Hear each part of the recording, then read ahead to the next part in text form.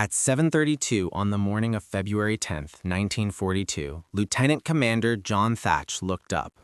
A quartet of his F-4F Wildcats had mere seconds to live as a half-dozen sleek, powerful Japanese Zeros plunged from the sun over Wake Island, and he understood his flight had barely a minute and a half of life remaining. The 37-year-old commander, a veteran with 214 hours piloting the robust but lumbering Wildcat, had yet to score a victory against the vaunted enemy plane. 18 Mitsubishi Zero Sens, the epitome of aerial perfection, had been sent by the Imperial Navy to cleanse the American presence from the dawn patrol. Thatch's F-4F was fundamentally outclassed. The Zero possessed a devastating rate of climb, a tighter turning radius, and an acrobatic finesse unmatched by U.S. aircraft at any altitude. The men of the Rising Sun knew their advantage. The Allied flyers knew it too. The calculation was brutally simple. A Zero could complete its pursuit maneuver in 14 seconds. 14 seconds to transition to the Wildcat 6 o'clock. 14 seconds to stabilize the shot, and 14 seconds for the fatal strike. By February, the American Pacific Fleet had recorded the loss of 43 fighters in engagements against the Zero. 43 aviators tried to match the enemy's turn. 43 lost airmen. The sequence of destruction remained immutable. A U.S. pilot spots the enemy. He attempts an aggressive turn. The Zero cuts inside the arc. The Japanese machine executes the kill. Headquarters continued to transmit the feudal directive: refrain from tight maneuvers, eject and flee when feasible. Yet flight meant deserting your comrades. Flight meant abandoning your fellow aviators to the inevitable strafing runs while you escaped. Thatch led Fighting Squadron 3, 4 aircraft and 4 souls who looked to him to see them through the day. But he was paralyzed. He had no response to the enemy's turning power, no defense against its climb rate, and no choice but to anticipate more needless casualties. 72 hours before, Thatch was alone in his small San Diego quarters, preoccupied with a small, mundane object. A thin, standard cardboard box of 20 wooden matches, a small comfort sent in a care package from home. The crippling Zero dilemma had consumed his thoughts for weeks on end. How could one overcome a predator so inherently superior in the air?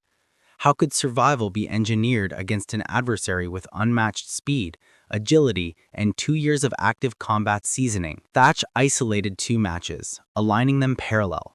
Then he began to move them in counter-rotating paths, gliding them past one another.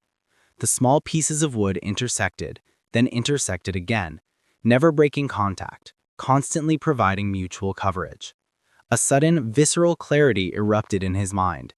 What if the 2 F-4Fs operated not as solo hunters, but as an indivisible, coordinated unit? What if they adopted a perpetual crossing flight path? Should a Zero achieve a firing position behind one Wildcat, that pilot would aggressively bank toward his partner. His wingman would simultaneously cut across to meet him. Their flight paths would briefly merge, forcing the Zero and its committed attack to fly directly into the opposing Wildcat's synchronized machine guns. This was outright military heresy. It invalidated every page of the official U.S. Navy fighter tactics manual.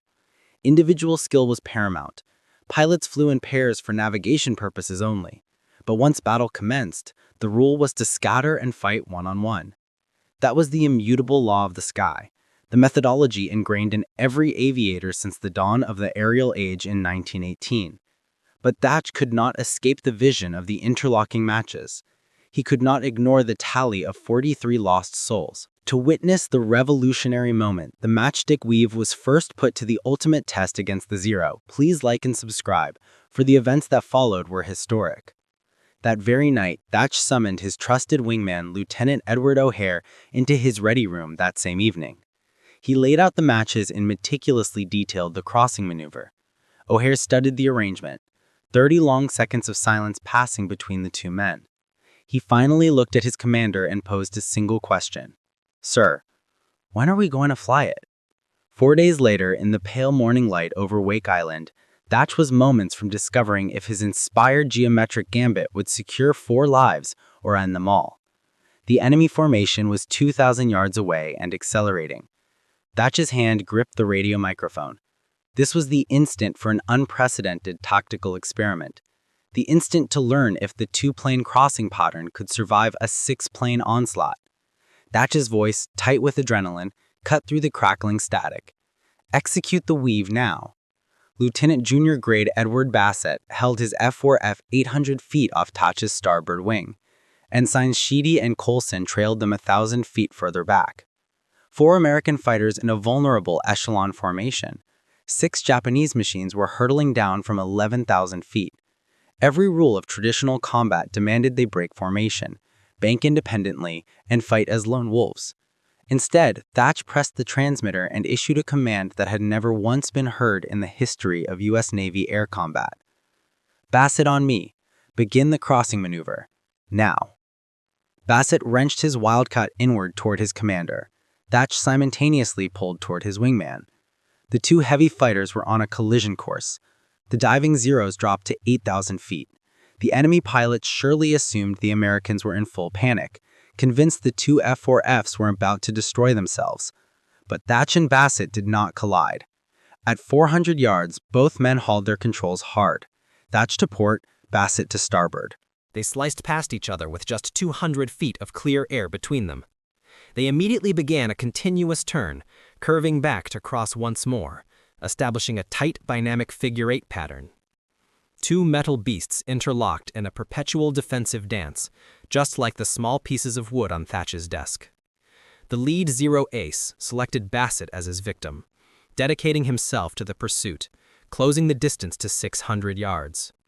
This was the textbook Japanese method. Close the distance quickly, leverage the superior handling, and unleash the deadly 20mm cannon shells. The enemy pilot confidently expected Bassett to attempt an evasive turn, a simple, fatal error. But Bassett ignored the instinct to run. He turned aggressively toward his commander. The Zero followed, its gun sight now perfectly aligned. 500 yards. 400 yards.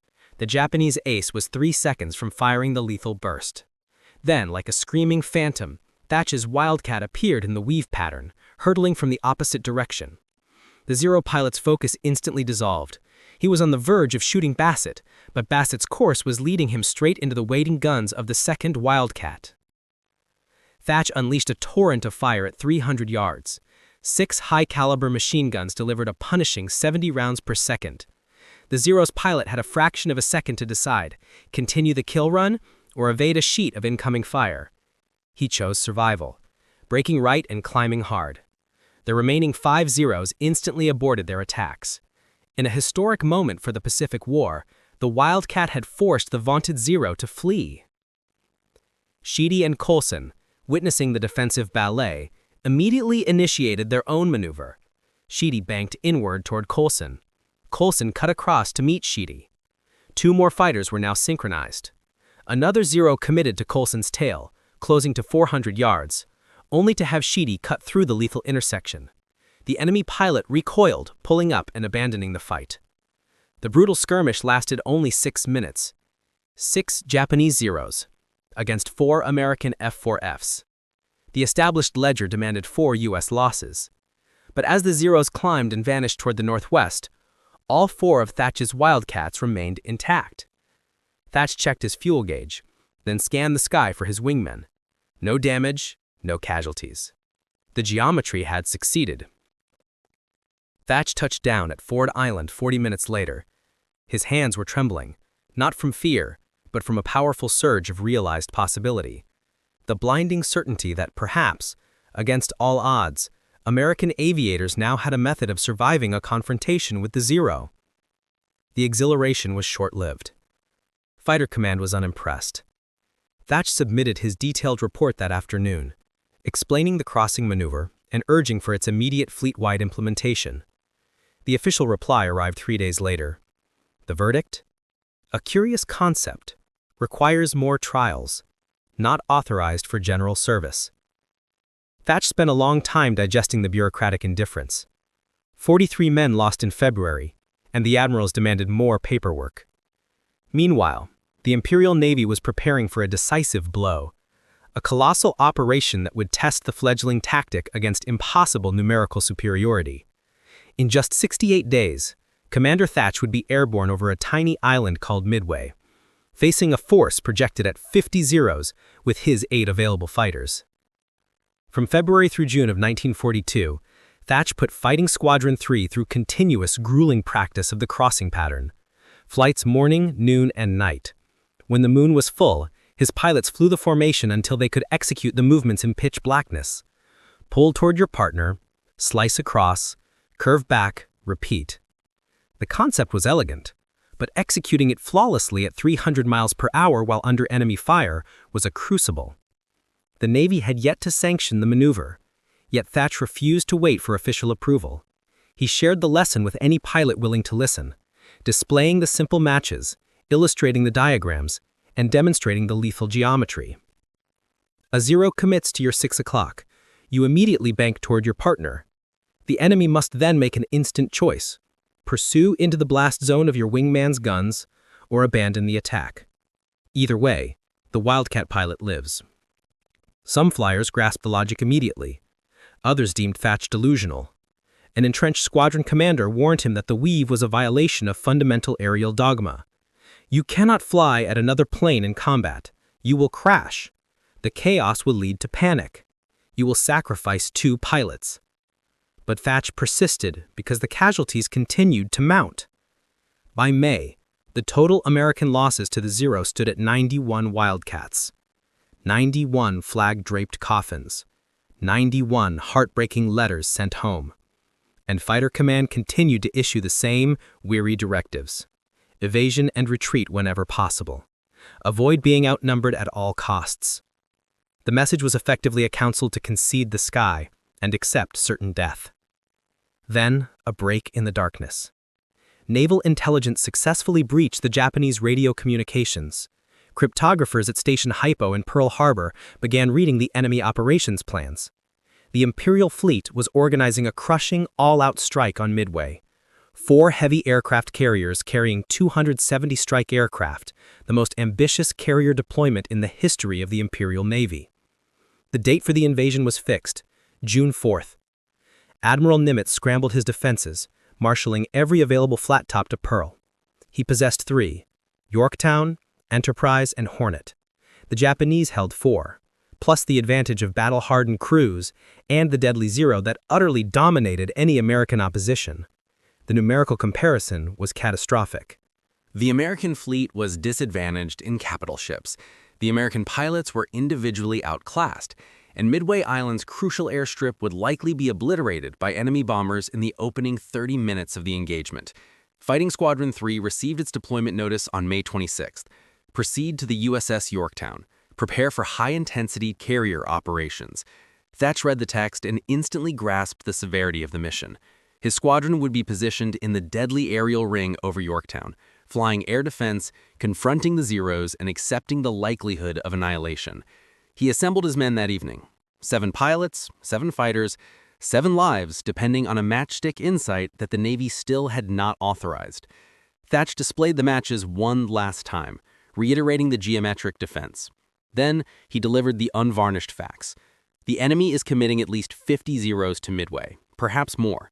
We will launch 8 Wildcats, potentially fewer if our other carriers lose aircraft beforehand. The only way we survive is this weave. The only way we shield Yorktown is this weave. The only path to victory is this weave. A young pilot posed the inescapable worst-case scenario. But what if it fails, Commander? What if we execute the pattern and the Zeros shoot us down regardless? Thatch offered no grand reassurance. He simply held up the matches once more. He demonstrated how 2 intertwined lines of defense offered mutual support, mutual protection, and ensured collective survival where individual action meant certain death. Yorktown departed Pearl Harbor on May 30th. 4 days until the battle for Midway. 4 days to prepare for the clash that would determine the entire course of the war in the Pacific. 4 agonizing days to hold on to the hope that a simple insight from a matchbox would hold firm against 50 enemy aces descending from the sun. Because at 0930 hours on June 4th, Thatch would elevate his gaze and see a sight of unparalleled terror. The sky choked by a massive, aggressive wave of Imperial Japanese aircraft. The morning of June 4th, 1942, 0930 hours, Thatch circled his carrier at 14,000 feet when the first enemy strike package became visible. 18 Aichi Val dive bombers shielded by 12 Zeros. It was not the crushing 50-plane armada predicted by intelligence, but 12 Zeros still represented a dire 3-to-1 numerical superiority over Thatch's 4-plane element. The enemy arrived high, maintaining a 15,000-foot ceiling. Classic Japanese strategy. Seize the superior altitude, plunge onto the American fighters, exploit the Zeros' devastating speed and agility to immediately control the engagement. Thatch scanned the silhouettes of the incoming attackers. He confirmed his 4 planes. 4 F-4Fs versus 12 Zeros. His thumb clicked the radio switch. Crossing formation. Initiate on my command. Lieutenant Junior Grade Edward Bassett was holding his 600 feet to the right. The 2 remaining Wildcats were stacked behind them. The Zeros committed to the dive. Thatch watched them break apart, selecting their prey. 3 Zeros banked toward Thatch, 4 focused on Bassett. The remainder continued their headlong rush toward the USS Yorktown. Thatch barked the final word. Command, execute. Thatch violently pulled his Wildcat into a deep bank toward Bassett. Bassett pulled his controls equally hard toward Thatch. They sliced past each other at 12,000 feet. The 3 Zeros pursuing Thatch were instantly confronted with an impossible defensive position.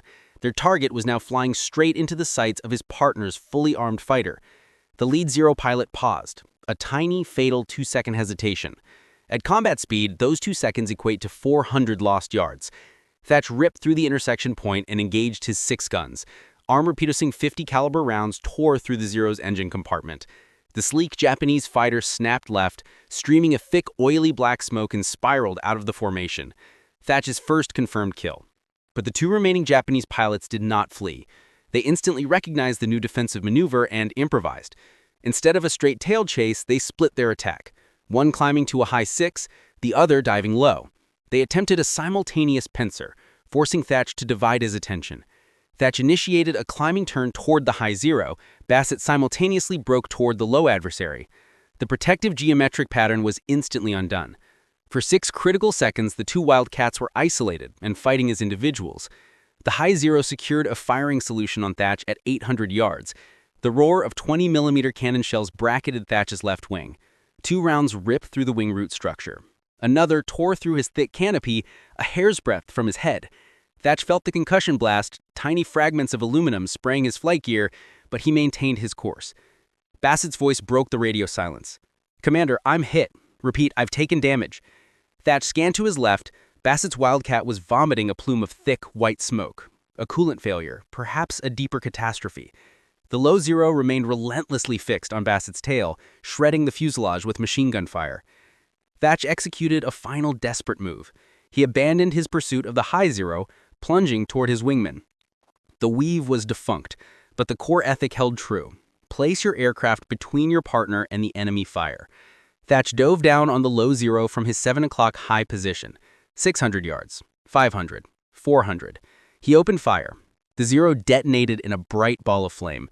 Shrapnel and pieces of the shattered wing tumbled past Thatch's canopy. Bassett's Wildcat was shaking violently, hemorrhaging altitude. He reported, "My engine is overheating, returning to Yorktown." Thatch confirmed the break, then ordered the remaining 2 Wildcats to escort the crippled fighter. That left Commander Thatch isolated at 11,000 feet, facing 10 operational Zeros. The weave offered survival with a partner. Alone, Thatch was nothing more than another Wildcat pilot fighting for a few more minutes of life. He pulled his nose toward the carrier, commencing a shallow descent. 3 Zeros immediately broke from their group, peeling off to engage. Thatch desperately scanned for friendly support. 4 Wildcats from an adjacent squadron were 3 miles to the east, too far to intervene. The 3 enemy fighters were closing fast. Thatch had no partner, no defensive weave, and no option but to retreat. But retreat meant drawing the Zeros toward the Yorktown, leading the enemy right to the capital ship his squadron was assigned to protect. He clicked his radio. He called for a general alert, informing the distant fighters that he was now engaging 3 Zeros by himself.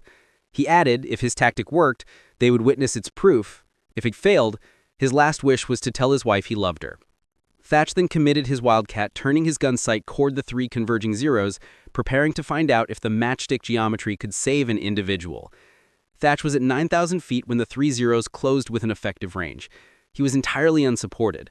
But 4 months of relentless focus on the maneuver's physics and geometry brought a profound realization.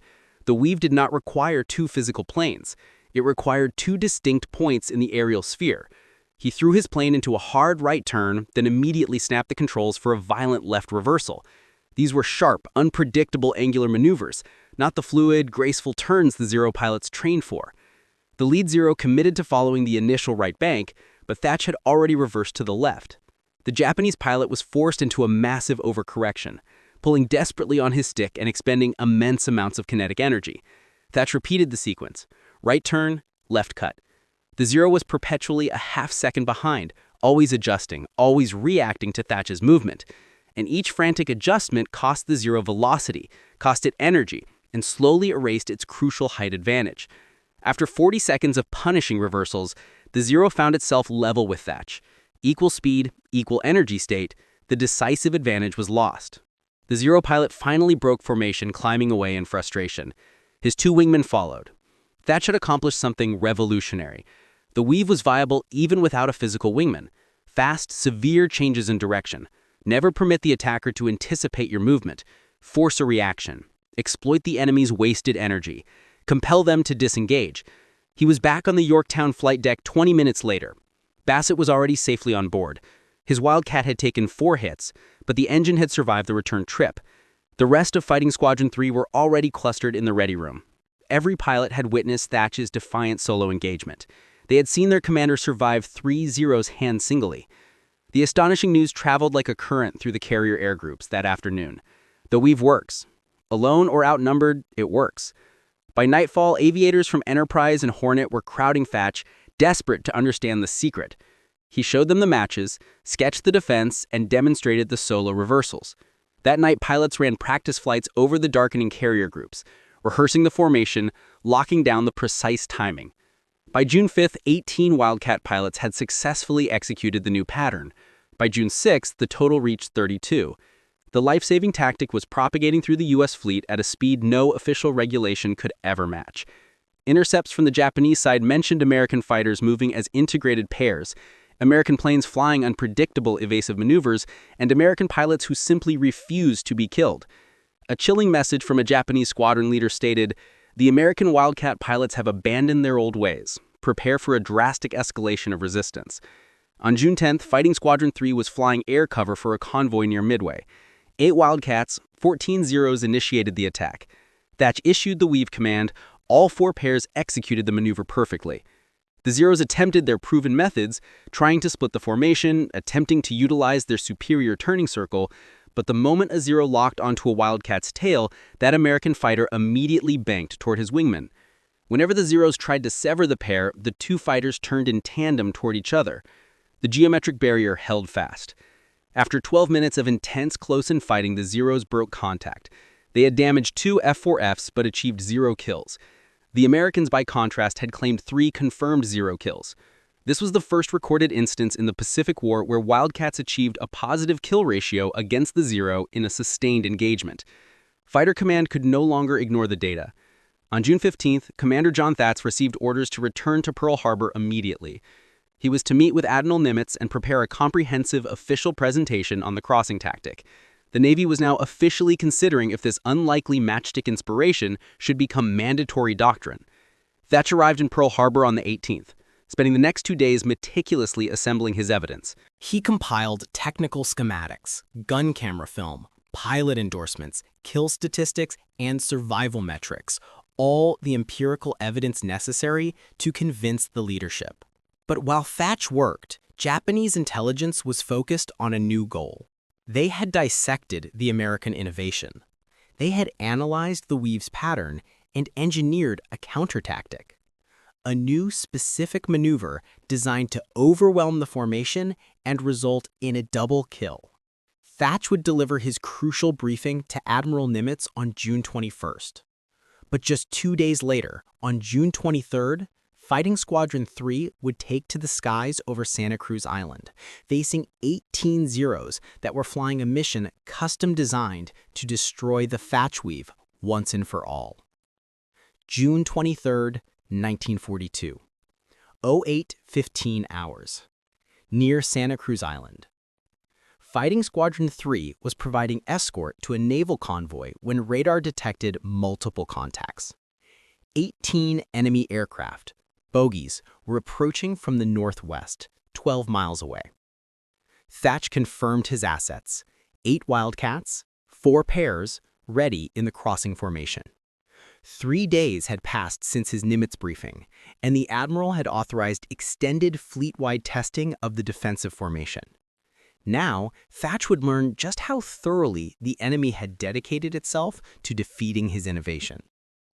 The Zeros arrived high at 16,000 feet, but they did not engage. They began to circle. Thach watched them maintain their orbit for a full 90 seconds. This was entirely contrary to the aggressive Zero doctrine. They always struck quickly, exploiting the superior height immediately. But these Zeros were waiting for synchronized timing. A chilling realization struck Thach. The enemy formation was precisely coordinated. 6 Zeros broke hard to port. 6 more peeled off to starboard. 6 remained high above them. 3 distinct attack formations. 3 axes of fire. The Japanese knew the pairs could resist a single pursuit angle, but they were testing the limit of mutual defense against a simultaneous 3-pronged assault.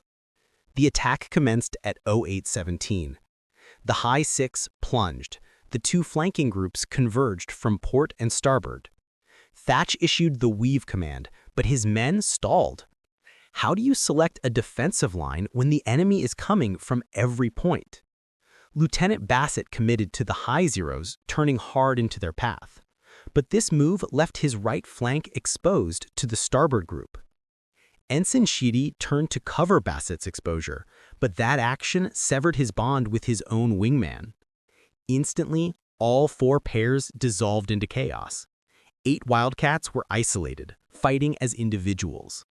The Japanese counter-tactic had achieved its primary objective. Thach witnessed the defensive geometry disintegrating. He smashed his radio button. Reform pairs, find your wingman, execute standard crossing pattern. Focus on your immediate threat. His pilots reacted instantly. Bassett snapped his plane toward his wingman, re-establishing the tight pairing. They executed the weave flawlessly, even as threats converged from all sides. The high Zeros plummeted. Bassett turned into his partner. The Zeros, committed, flew straight through the intersection and was ripped apart by 50 caliber fire through the cockpit. It fell trailing flame.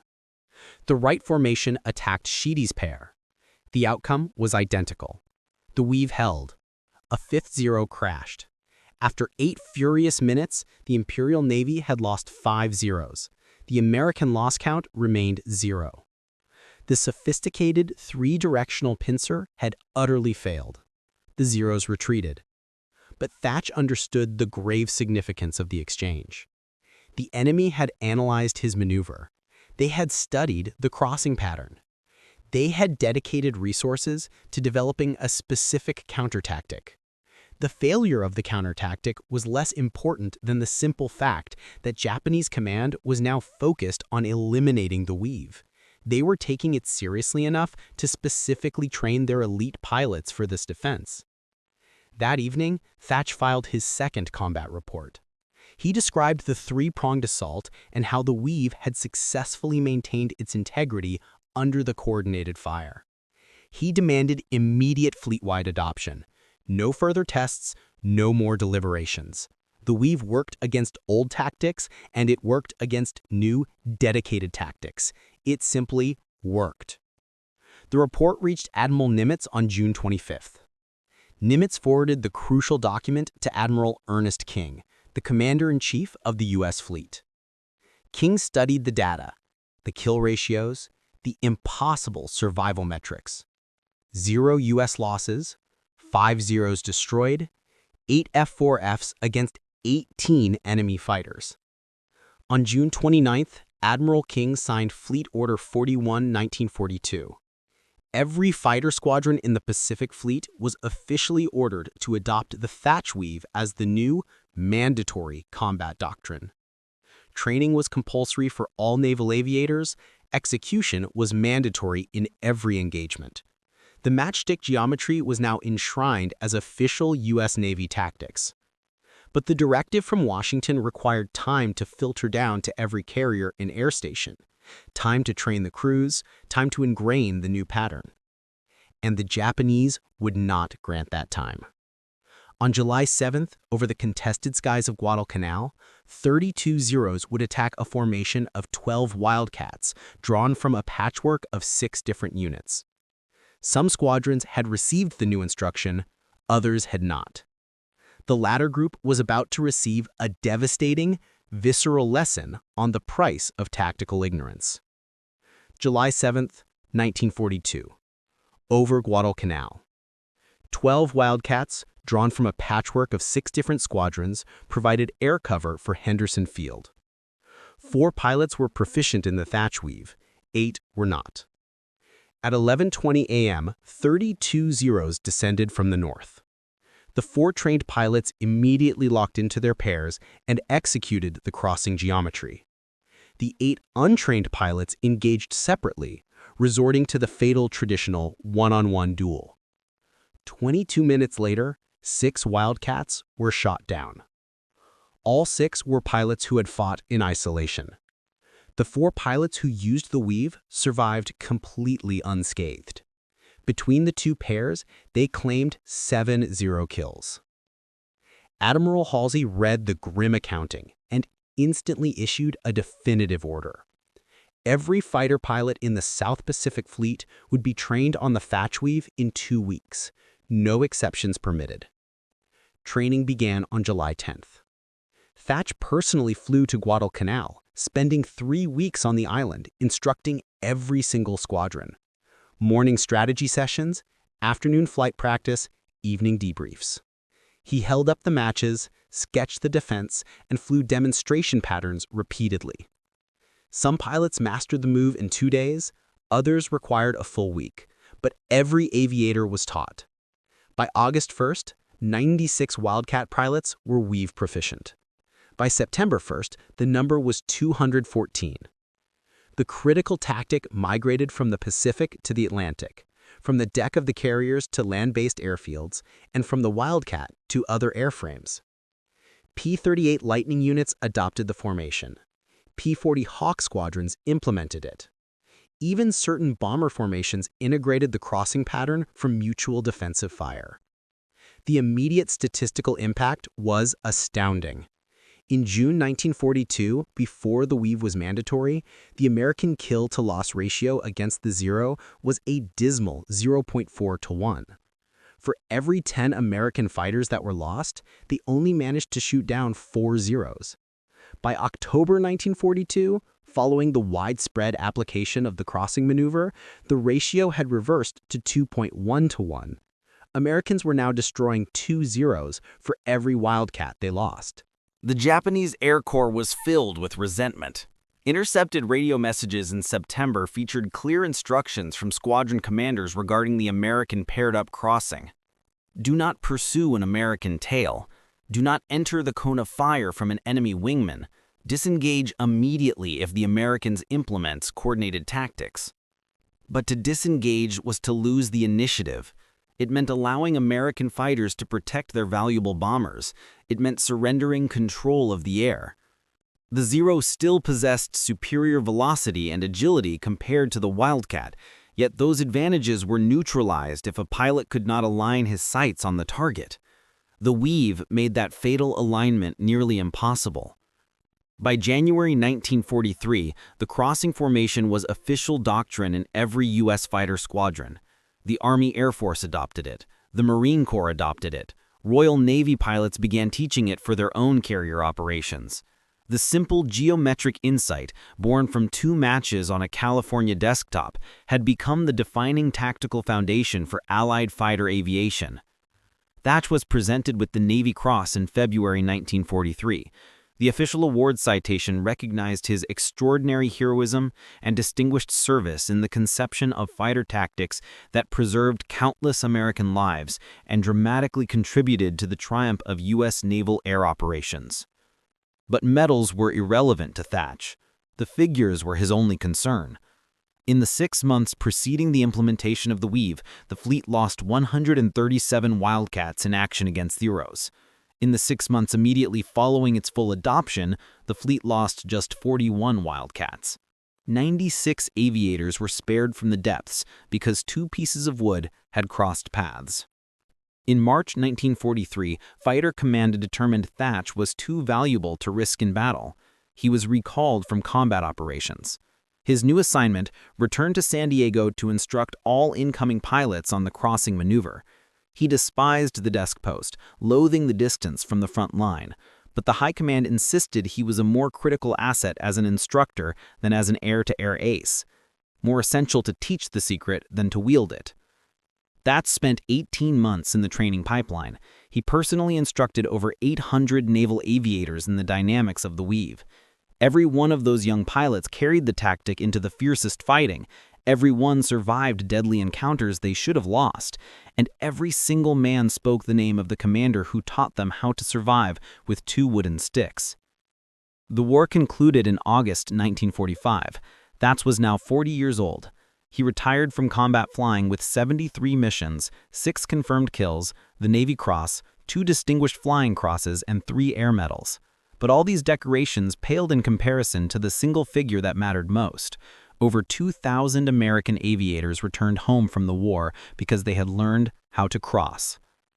After the surrender, Thach faced a life-altering choice: remain in the Navy or return to his family. His wife longed for him to return to civilian life. His children were virtual strangers after 4 years of war. But to stay meant to continue his mission, to continue saving the lives of the next generation of fighter pilots. What becomes of the man who saved 2,000 flyers with a matchbox when the guns fall silent? John Thach committed to the Navy. He could not abandon the training. He could not abandon the young pilots who needed the survival skills he possessed. For the next 27 years, he developed new tactics, trained new aviators, and saved lives without once firing his guns. He was promoted to commander in 1946, captain in 1952, and rear admiral in 1960. He led carrier battle groups through the Korean War, never again taking a fighter to combat. But every single pilot who flew for him knew the crossing pattern. Korean War pilots officially designated the maneuver the Thach Weave. No other military tactic in history has been officially named after a serving pilot during his lifetime. During the Vietnam conflict, the maneuver was modernized. F-4 Phantom crews adapted it for transonic speeds. They called it the Fluid 4 formation. The core principle remained identical, the same protective crossing, but at much greater velocities. American pilots deployed it against North Vietnamese MiG fighters. The MiG-17 possessed the same turning advantage over the F-4 as the Zero once held over the Wildcat, but the weave worked at 600 miles per hour exactly as it did at 300. Thach retired from service in 1973, a 4-star admiral with 40 years of duty. He returned to San Diego, living a life of quiet anonymity, rarely mentioning Midway, Guadalcanal, or the 2,000 pilots. When interviewed about the source of his famous tactic, his answer was always imbued with humility. It was not brilliance. It was the deepest kind of desperation. My only wish was to bring my boys home. Fighter pilots never allowed the man to be forgotten. Every year on February 10th, the anniversary of the first live combat test, aviators from around the country would call Admiral Thach. They would express their gratitude, recounting how the weave had saved their lives, or the life of their wingmen in 1,000 different skirmishes. Thach took every call, listening to every story, remembering every name spoken. The Navy designated a structure in his honor in 1981. Thach Hall at Naval Air Station Pensacola, the primary center for fighter pilot instruction. Every single naval aviator who receives his golden wings walks past a bronze marker bearing Thach's profile and 3 defining words: innovate, adapt, survive. John Thach passed away on April 15, 2001, at the age of 86. His funeral at Arlington National Cemetery was attended by over 300 naval aviators. Many were elderly, in their 70s and 80s, men who had flown the Wildcat in 1943, men who had flown the F-4 Phantom in 1967, men who had flown the F/A-18 Hornet in 1991. All of them owed their lives to the mind of a commander obsessed with matchsticks. Today, the Thach Weave remains a compulsory lesson at every American military fighter pilot school, Navy, Air Force, and Marines. Modern iterations are adapted for stealth aircraft and beyond visual engagements, but the core defensive geometry is eternally preserved. 2 aircraft providing mutual protection, banking toward each other, crossing the line of fire, and surviving together. The National Naval Aviation Museum in Pensacola holds Thach's original matchbox, carefully preserved in a glass display next to a large model of the F-4F Wildcat. The placard underneath it reads, "Lieutenant Commander John Thach used these matches to devise the tactical breakthrough that saved more than 2,000 American airmen during World War II." School children rush past the case every day. Few notice. But fighter pilots always stop. They look at the small, fragile box, and they immediately understand its infinite weight. If this narrative of ingenuity and courage moved you, please consider hitting the like button. Your support helps share this crucial history. Subscribe and activate notifications. We are dedicated to bringing these forgotten stories out of the archives every week. These are the accounts of the men who saved lives through sheer grit and revolutionary thought. Real heroes. Share your location in the comments now. Are you watching from Europe, Asia, or the United States? Your participation keeps this global community strong. You are part of honoring these memories. Let us know if you or someone in your family served. We are grateful for your presence. Thank you for watching and for ensuring that the monumental contribution of John Thach is never silenced. These aviators deserve to live on, and you are essential to that memory.